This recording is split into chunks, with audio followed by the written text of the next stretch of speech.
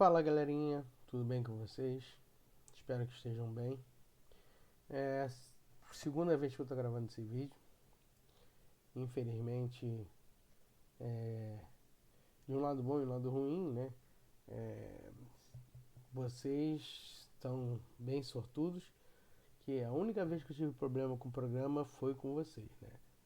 Aquela vez que eu fiquei feliz de vocês terem relatado que tivemos problema e por vocês terem relatado eu fiz aquele remanejamento de gravar minha tela e eu acho que é a 15ª vez, não mais, pelo menos já deve ser a 18ª ou 20ª vez que eu gravo com esse programa. Não deu problema. As duas únicas vezes que deu problema foram com vocês.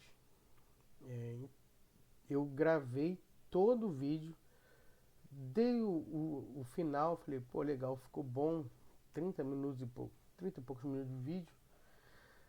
Ficou bom, beleza. Desci, deixei fazer o upload. Quando voltei não fez, deixei várias horas tentando fazer o upload, não fez, vou ter que gravar. Eu falei, caraca, vou ter que gravar de novo. Já tá tarde da noite.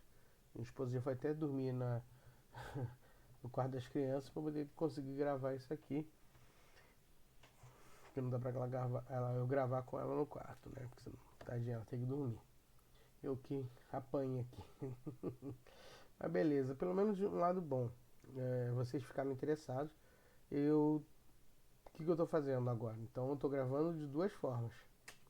Estou gravando com um que eu gosto porque ele me dá essa possibilidade de eu mexer com a minha imagem, botar maior, botar menor, botar no canto, aí bota maior, aí bota no meio. Isso me facilita porque eu posso mostrar o melhor que está atrás. O outro programa que eu gravei a tela da outra vez, ele também pode gravar minha imagem, só que ele grava num quadradinho aqui. Eu estou gravando com ele agora, só que eu não botei a webcam por ele. O que eu estou fazendo? Estou gravando aqui com o Zoom, o Loom, né? Que é esse que está aqui, que eu faço isso. E estou gravando a tela com o outro. Se um der errado, o outro. Se o Loom der certo, vai o Loom direto para vocês. Prefiro porque não precisa fazer upload pro YouTube, já está feito, é só mandar o link. Se der errado, eu edito com outro rapidinho e. Rapidinho não, editar. Mas eu vou ter um computador mais potente para ele poder editar, então é mais ou menos bem mais rápido que o antigo, pelo menos é. Mas vamos lá. É, Primeiro, parabenizar vocês que vocês se interessaram nesse momento de crise que nós estamos. Quem tem estudo vai sair na frente, né? Vocês estão interessados. Nem todo mundo é privilegiado de conseguir estudar, né? Principalmente classes mais pobres. Nem todo mundo tem acesso a computador, internet banda larga, então sintam-se privilegiados nesse ponto. Lembre-se que teremos Enem esse ano, isso é uma outra questão, mas lembre-se disso e, lógico, quem tiver mais estudo vai sair na frente. Quem se empenhar mais vai sair na frente. Vocês ainda vão ter um tempo a mais, mas mesmo assim vocês também vão ser prejudicados, mesmo que o seu Enem seja ano que vem, né? Mesmo que esse cancele também, vocês vão sair também prejudicados. Então, tire o atraso desse prejuízo, faça um esforço, porque vai valer a pena no final. Sempre o esforço vale a pena, ok? Vamos começar para a gente não perder tempo, já temos 4 minutos de vídeo, né? Quase 4 minutos. Vamos lá. Percepção da corrupção e estados fracassados. Vamos lá. A corrupção é uma coisa implícita e uma das coisas que mais fazem os países subdesenvolvidos se atrasarem, ok? Não é a única, né? Em alguns aspectos nem é a que mais faz, tá? Porque alguns aspectos, porque na minha opinião é a que mais faz, porque eu junto esses dois problemas que você pode fazer o ranking de número de duas formas diferentes, eu junto no mesmo, porque para mim os dois é corrupção. Então, mas a corrupção mais conhecida, que é aquela do funcionário público, desvio de dinheiro da educação, desvio de dinheiro de saúde, etc. Essa dá um prejuízo no Brasil, mais ou menos, anual de 80 bilhões de dólares ao ano. Mas o prejuízo que a renúncia fiscal, né? Renúncia não, os... Ai, caraca, falei isso na próxima aula, agora me fugiu a porcaria da palavra. Calma aí. Ah, não é renúncia fiscal, não é renúncia fiscal, mas é burlar o fisco, né? Não pagar os impostos. A palavra não veio a palavra correta, mas você sabe que isso já diz o que é. O fato do brasileiro não pagar os seus impostos de forma correta ou burlar os seus impostos para não pagar causa um prejuízo 5 vezes maior, em proporção 5 vezes maior que a corrupção, na ordem de 400 bilhões de dólares. Mas para mim isso também é corrupção. É a corrupção daquele cara que eu conheço, você deve conhecer também, gente que, por exemplo, não paga IPTU, porque sabe que uma hora ou outra o prefeito, porque precisar dessa, vai lançar um programa de ajuste para fazer com que essa pessoa pague, né, o IPTU, mesmo que seja 5, 6, 7 anos, aí teria que multa em cima de multa. Aí não, perdoa todas as multas, você paga só o número cheio em várias vezes, e aí a pessoa que era para pagar, se tivesse pagado na época certa, teria pagado X, mas como ela não pagou isso e teve esse arranjo fiscal, ela vai pagar muito menos 5 anos depois, porque não teve juros, não teve inflação em cima, e a pessoa lucra com isso. Ou então, finge que vai pagar, limpa o seu nome, começa a pagar 1, 2, 3 prestações, volta a não pagar, e na próxima vez que a prefeitura, ou o governo federal, ou o governo estadual, conforme for a dívida, fizer isso, de novo, ela entra nesse projeto, né? Só você ver, o time de futebol faz muito isso, né? Mas tudo bem. E que essa corrupção ela nasce, principalmente nos países menos desenvolvidos, né? Principalmente de um grupo se perpetuar no poder, né? Um grupo, um clã, né? Uma família, uma etnia, um grupo social, um grupo econômico, um grupo político permanecer no poder por gerações, décadas e décadas. Isso acaba facilitando a entrada da corrupção. E muitas dessas vezes, isso está muito associado a ditaduras. Ditaduras na prática, né? Ou ditaduras literalmente. Qual é a diferença da ditadura literalmente na prática? Literalmente quando você tem a tomada do poder, né? E não tem eleição e direta e quem resolve é a gente, isso é uma ditadura. Às vezes por meios militares, na sua grande maioria, sempre na questão da força. Pode ser por golpes políticos, mas sem um apoio militar, dificilmente você tem um golpe político, que você pode facilitar com que outra pessoa tire de poder facilmente, né? Seja ditadura de direita ou ditadura de esquerda, tanto faz, tá? E nesse cenário, uma ditadura, por que ela é tão prejudicial a um país? Porque a ditadura ela se caracteriza pela ausência de transparência. A transparência é fundamental para o avanço, o desenvolvimento de um país. Um governo que não demonstra, não tem transparência com aquilo que gasta, com aquilo que faz, com aquilo que com os seus dados, é um governo que tende a ter corrupção. E isso ao longo da história. Vamos dar um exemplo histórico, né, do nosso país.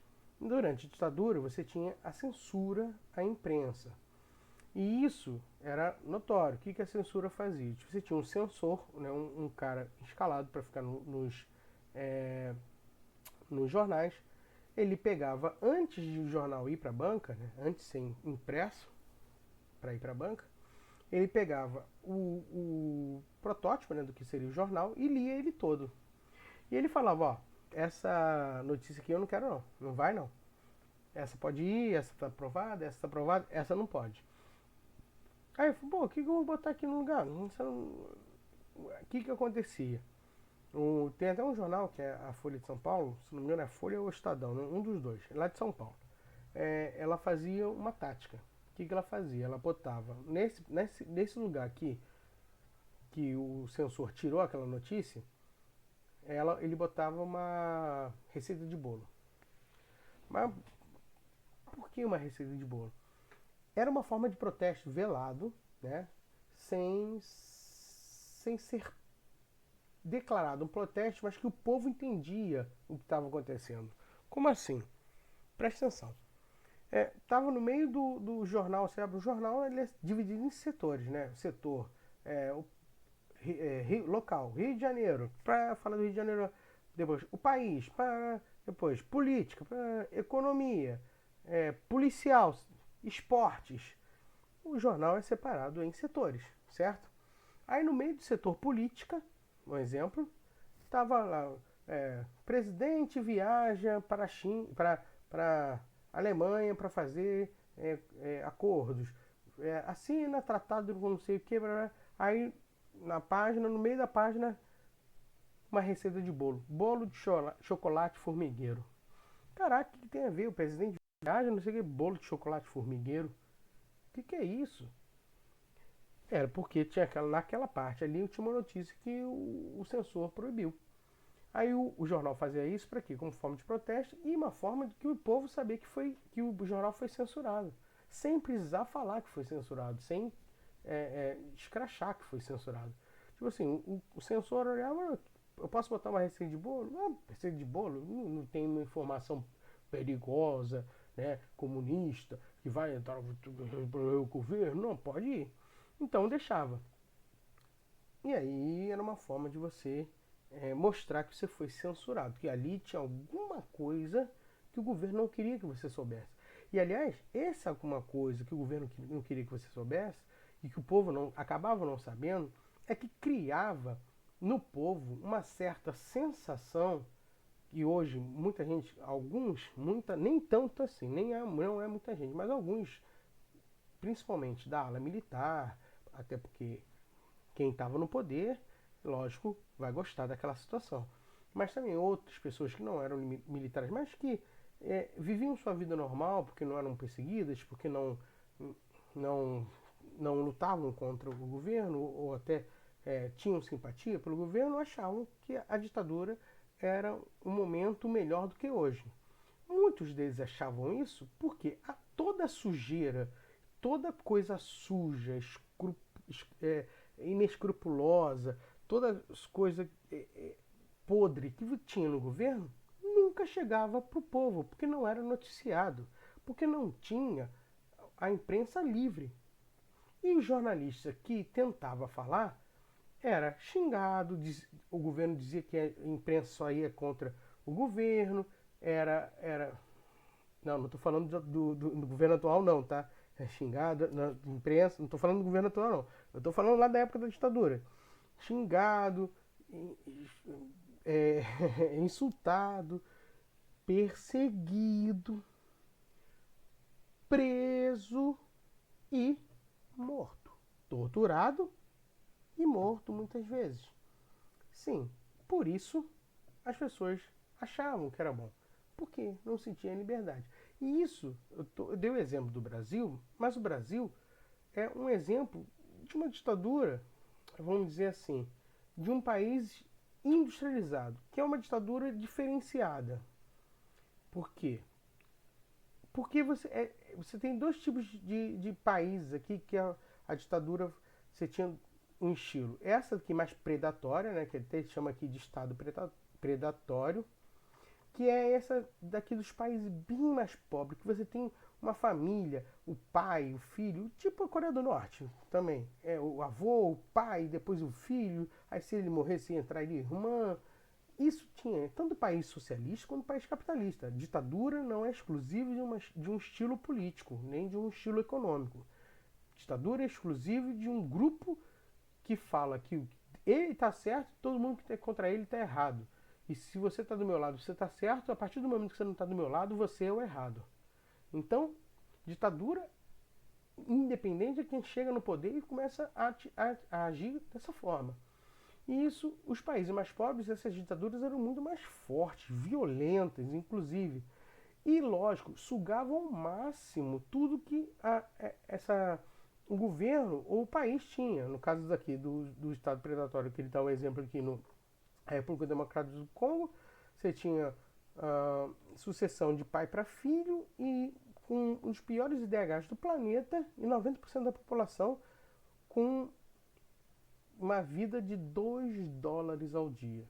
Sendo que é um país que tem riquezas naturais, tem mais explorado pelo próprio líder e pela própria classe econômica que lidera. O Brasil estaria mais classificado aqui, ó, nessa segunda parte aqui.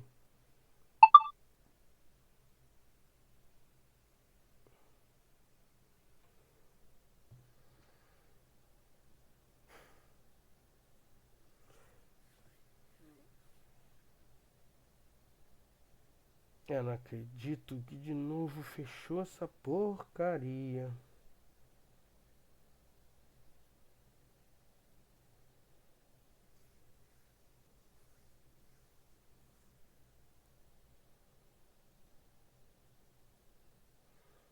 Acho que vou continuar só com o outro.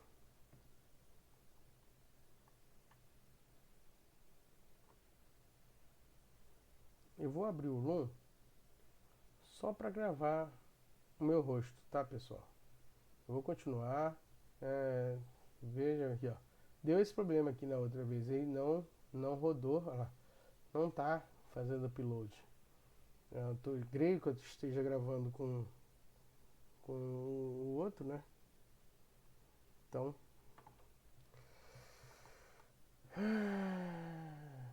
Vamos continuar aqui.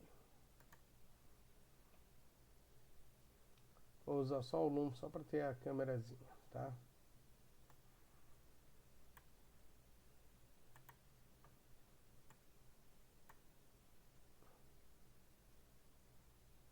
Vou ter que clicar como se fosse continuar, porque senão ele não faz. Vamos lá, continuando aqui.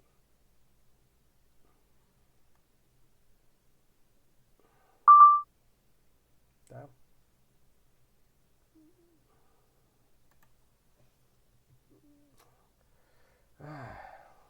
Continuando. O Loom não deu certo mesmo. Ainda bem que vocês viram. Não sei o que foi, se eu esbarrei naquela. Que é aqui que finaliza. Não sei o que foi, mas vamos continuar. Então o Brasil está mais nessa segunda parte aqui, tá vendo? Que é a parte que são países mais um pouco desenvolvidos, tá? Onde a sua situação ela não é tão exploratória quanto a outra, mas é um grupo, ele tenta beneficiar o grupo que chega no poder. No Brasil tem muitos aqui, e não só de agora, tá? Não estou falando de agora somente, estou falando historicamente, um dos grupos mais fortes politicamente do Brasil é o agronegócio, é a agropecuária.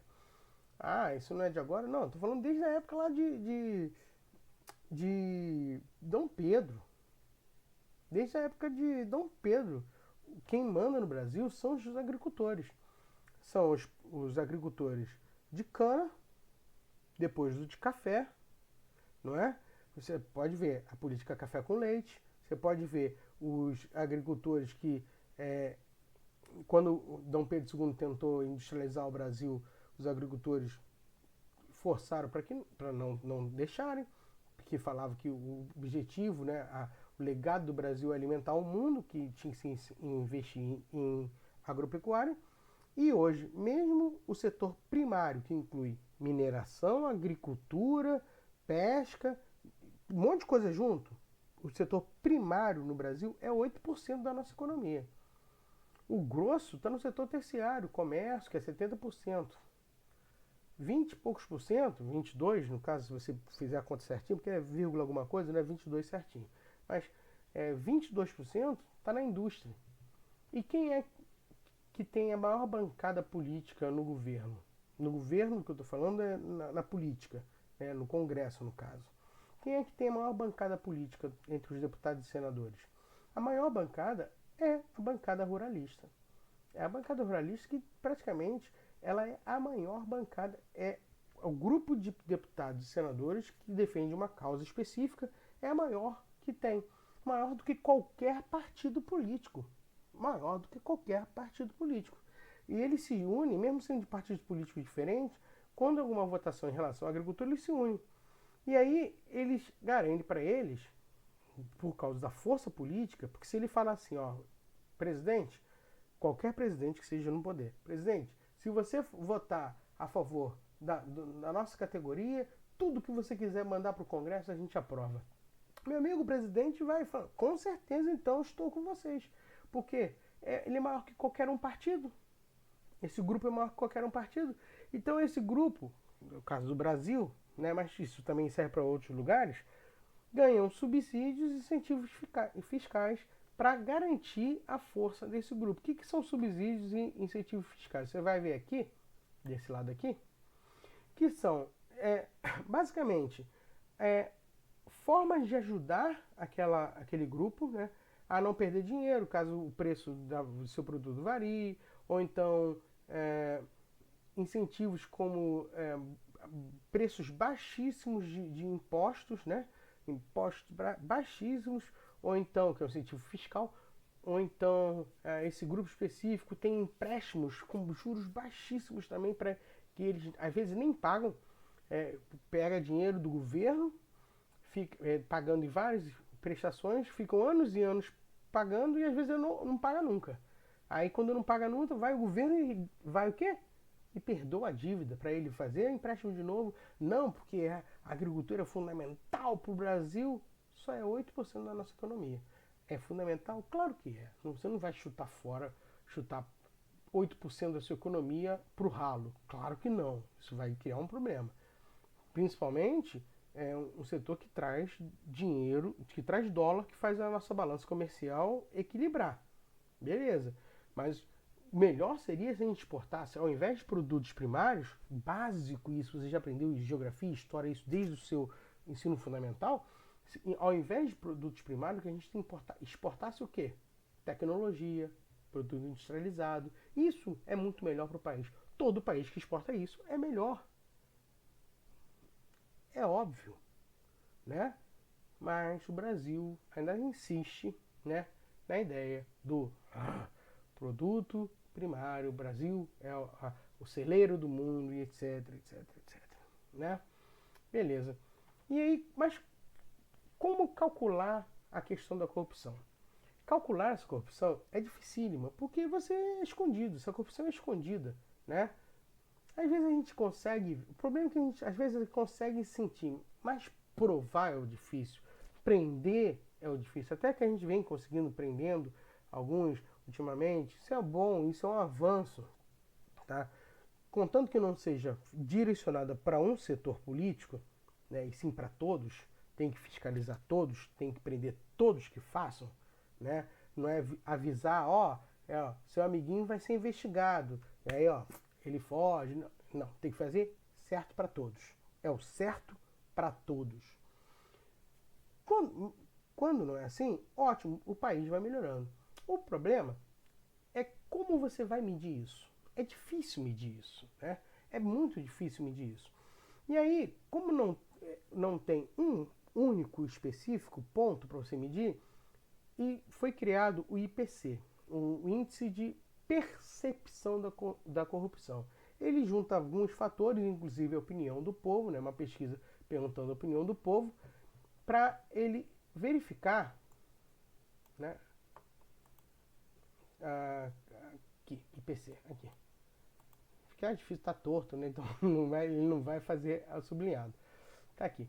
Ele é elaborado com base com pesquisas, com entrevistas, com setores da sociedade, com industrial, setor político, não só entrevistas, mas também ver a quantidade de prisões, o índice de aumento ou diminuição de prisões, o grau de corrupção no setor público, etc.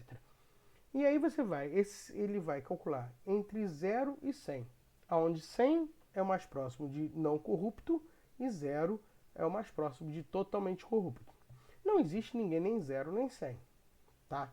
Não existe país limpo, santo no mundo. Todo país do mundo tem corrupção. Só que alguns têm muito, outros têm pouco. Vamos ver essa tabelinha. Aqui. O país em primeiro colocado em 2012, isso aqui é 2012, é a Dinamarca, com 90 de IPC. Dinamarca, Finlândia, Nova Zelândia, não tem aqui. Japão, muita gente acha que é Japão, não é Japão. Japão tem um índice, não é tão forte, né? Mas tem um índice de corrupção, sim, né? Teve até casos de suicídio. Porque outra coisa importante, corrupção não é só no setor público, tá? O Brasil, ele tem uma corrupção também muito forte no setor privado, tá? Como assim no setor privado? Meu pai é vendedor, eu vejo isso dentro de casa. Não estou dizendo que meu pai é corrupto, mas como meu pai é vendedor, ele mesmo fala, muitas vezes eu tenho que fazer uma coisa que eu não gosto, mas se eu não fizer, eu não vendo. O que é? O famoso presentinho, né? É o famoso almocinho. Não, se você não me der um agrado, aquele para fazer rir, tem que me fazer rir. Então eu quero vender meu produto para aquela empresa. Meu produto tem um preço bom, é o melhor preço do mercado, mas eu não consigo vender. Tem um cara que vende. Por quê? Porque o cara vai pro vender, o cara que é responsável por comprar os produtos, ele tem que escolher. Então ele vai escolher. Aí ele fala assim, ó, te dou uma porcentagem. Meu pai não gostava de dar em dinheiro. Ele fazia mais o quê? Que é o mais comum, é o agrado. É um vinho, um queijo, é uma festa. Vamos fazer um almoço, uma festinha, né?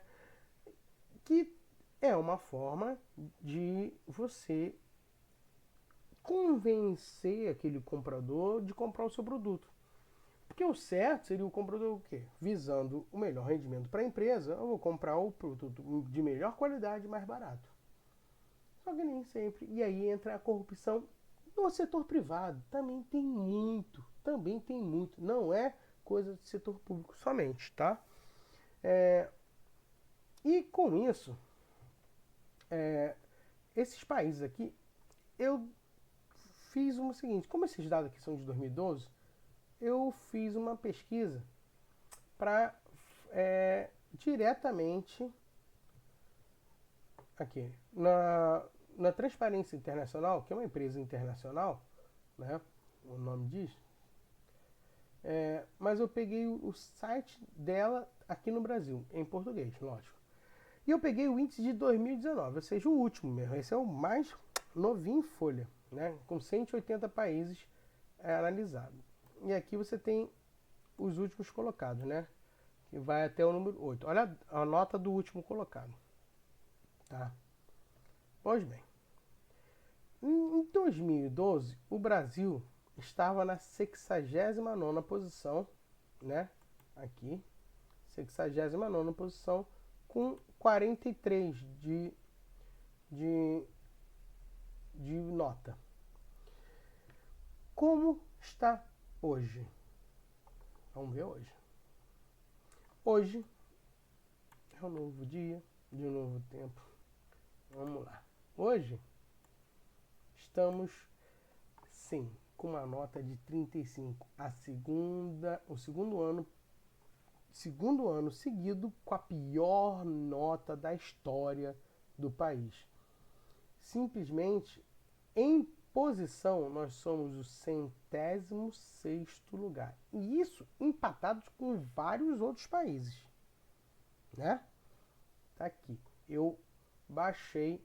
Você pode pegar o estudo todo e baixar, fazer o download aqui. Eu fiz o download. Tá aqui. Nós temos nossa pontuação é 35. Nós pioramos. Deixa eu até mostrar isso aqui primeiro. Aqui. Em 2012 nós tínhamos a nota 43, fomos para 42, não é tanta variação, voltamos para 43 em 2014 e em 2015 caímos para 38. Por que essa queda? Foi a percepção que o povo teve em 2015, né? durante o processo de impeachment da Dilma, né? Então você tem essa queda natural, beleza? E por que essa subida? Justamente depois do impeachment, você tem a sensação, bom, tiramos o PT do poder, né? Mas como o PT não é o único, não é todo corrupto, né? Não existe partido todo corrupto, assim como não existe partido todo honesto, tá? É a mesma coisa. Não, é a mesma coisa que os países. Não existe país todo corrupto e nem país todo honesto. Partido é a mesma coisa. Você tirou o PT, você não tira a corrupção. A corrupção continuou, né? A corrupção continuou. E você volta percebendo que essa sensação aqui momentânea, ela começa a cair porque eles continuam tendo problemas de corrupção. Continua tendo problema de corrupção. E aí em 2018 você acha, pô, vamos crescer. Por quê?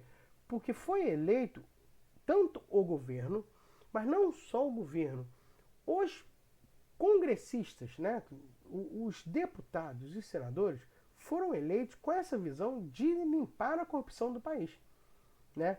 E por que manteve a mesma nota? O que aconteceu? O próprio site, o próprio Instituto Internacional, ele analisa. E ele coloca, primeiro, que foi colocado esse pessoal no poder, mas nada foi feito para tentar tirar essa corrupção do poder, né? Não só do poder, tirar a corrupção do Brasil. As reformas não foram feitas. Não foram feitas porque o Congresso não votou, não foram feitas porque o executivo, né, o presidente, não se esforçou para que isso fosse votado. Ano passado, o presidente não tentava negociar com o Congresso. A reforma da Previdência só saiu porque o Congresso estava consciente que teria que sair na cabeça dos congressistas. E eles conseguiram se unir para fazer essa reforma, né? Então eles conseguiram essa união para fazer a reforma, mesmo sem o esforço político do presidente. Mesmo sem o esforço político do presidente. E mais, o próprio Instituto, ele identifica algumas situações do próprio interferência. Ó, isso aqui, se foi escrito antes, isso aqui foi escrito para 2019, foi antes do que está acontecendo agora. Mas já a presença de interferência política do Palácio do Planalto, ou seja, do presidente, em órgãos de controle como substituições polêmicas na Polícia Federal, coisas que estão sendo até investigadas agora, na Receita Federal, que era aquele... esqueci o nome agora... COFIX, que mudou o nome, por isso que eu esqueci o nome, que tinha identificado umas irregularidades num dos filhos do presidente. Aí o ministro da Justiça na época queria que esse órgão fosse para o Ministério da Justiça, saísse da Receita Federal, aí a Receita foi para o Congresso, teve um rolo, então esse aqui também. E a nomeação do Procurador-Geral da República, esse que está na mão dele, se o Bolsonaro vai ou não ser julgado, ele que decide, né, se vai ou não mandar para o STF o julgamento, se o presidente deve ou não ser julgado pela essa questão do Moro, da reunião, isso tudo, é ele que decide.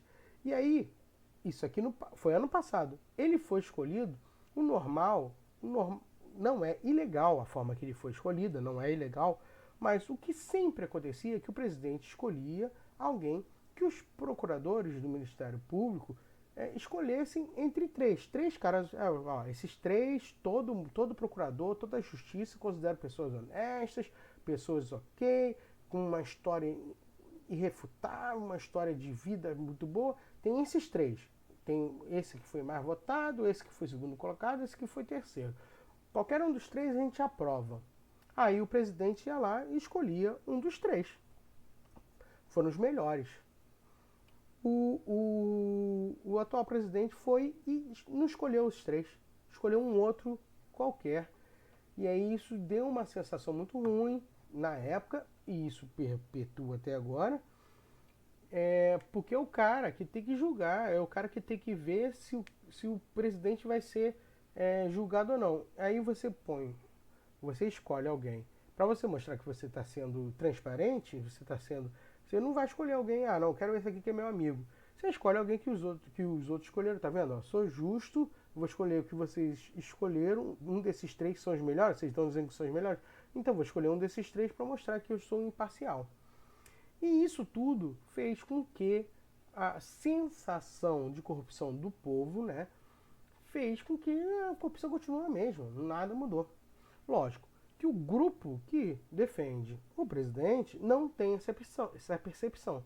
Mas como esse grupo representa 30% da população, que é o que praticamente todos os pesquisas falam que ele tem um bom governo, um ótimo governo, é, acabou que não alterou a questão da nota do nosso país. Nós mantivemos nessa posição, ok? E essa posição, ela demonstra que são países que a gente chama de países com alto grau de vulnerabilidade. O que é um país vulnerável? Esse grau de vulnerabilidade. São países que qualquer coisa eles acabam virando estados falidos ou estado em vulnerabilidade. Também o livro chama de estado fracassado. Por quê?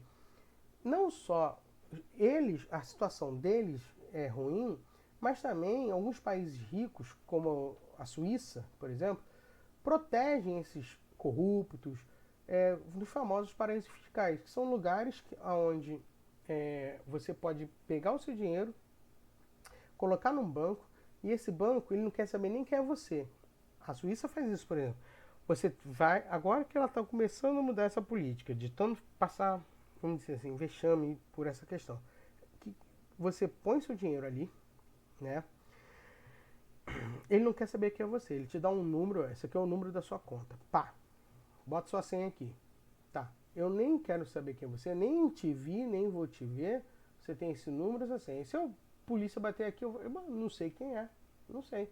Só tem aqui, esse é o número da conta, isso aqui é a senha. Essa conta é de quem? É desse cara? Não sei. Não pego informação, não tenho nada. E aí, quem são os maiores clientes dele? Políticos corruptos, traficantes, né? É, é, criminosos internacionais, que acabam, ou esse é o principal também, pessoas que burlam os fiscos, né? Imposto de renda, para não pagar imposto de renda, esconde o dinheiro, né? Caixa 2, esconde o dinheiro nesses países. Isso é um dos pontos também que acaba criando vulnerabilidade desse dinheiro que é retirado dos países.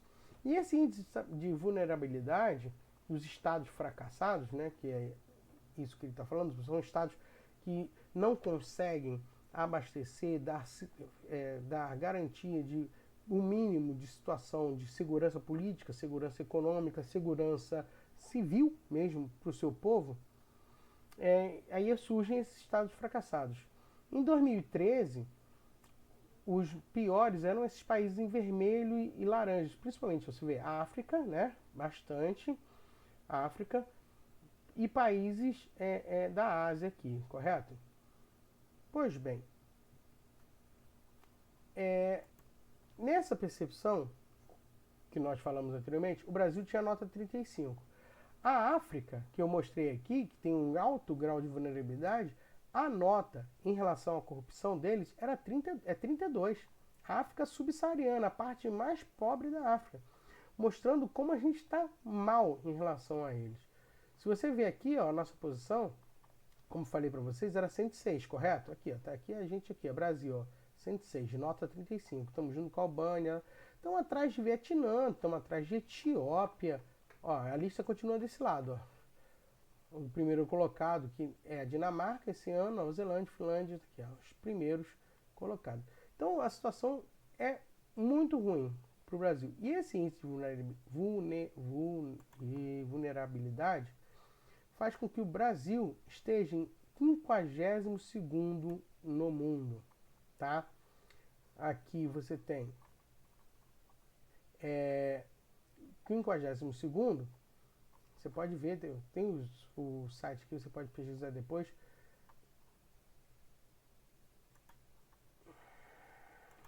Calma aí, é aqui. 52º, que é a posição do Brasil. E aqui estão os primeiros colocados. O país mais vulnerável do mundo é Somália, e o menos, com maior estabilidade econômica, tal, política, é a Finlândia. Está aqui o índice. Como esse índice aqui não mostrou o Brasil, em 2013, tá vendo? Eu fui buscar para vocês a posição do Brasil, é 52º, está aqui na notícia para vocês.